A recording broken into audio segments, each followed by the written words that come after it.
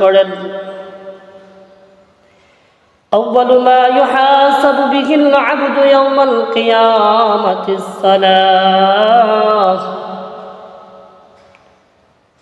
নবীজি বলেন, কঠিন কাল হাশরের ময়দানে মহান আল্লাহ সুবহানাহু ওয়া তাআলা সর্বপ্রথম তার বান্দা বান্দির যে হিসাব নিকাশ নেবেন, আল্লাহ সুবহানাহু ওয়া তাআলা কঠিন কাল হাশরের ময়দানে তার মায়ার বান্দা বান্দির সর্বপ্রথম যে হিসাব নেবেন, আউয়ালু মা ইউহাসাবু বিহিল আবদু ইয়াওমাল কিয়ামাতিস সালাহ।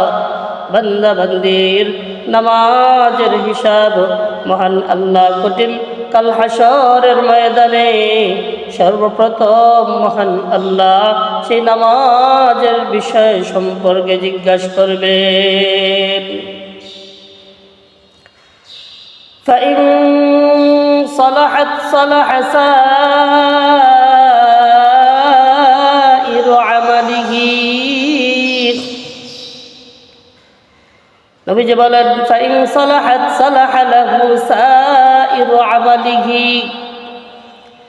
আর যদি কোনো ব্যক্তির নামাজ যদি সঠিক হয়ে যায়, সে যদি নামাজের হিসাব নিকাশ যদি তার সঠিক হয়ে যায়, নামাজের হিসাবটা যদি সঠিকভাবে দিতে পারে, নামাজের মধ্যে যদি কোনো রিয়া না থাকে, নামাজের মধ্যে যদি কোনো অহংকারী না থাকে, নামাজটা যদি একমাত্র মহান আল্লাহ সুবহানাহু ওয়া তাআলাকে রাজি খুশি করার জন্য হয়, আল্লাহর পয়গম্বর বলেন, ফাইন সালাহাত সালাহা লাহু সাইরু আমালিহি। তাহলে তার আর বাকি যত হিসাব আছে, তার রোজা, তার হজ, তার যাকাত, তার দান খয়রাত, মানুষের হক, প্রতিবেশীর হক, বাকি যত হিসাব নিকাশ আছে, সমস্ত হিসাব নিকাশ তার জন্য ইহসান হয়ে যাবে, তার জন্য সহজ হয়ে যাবে।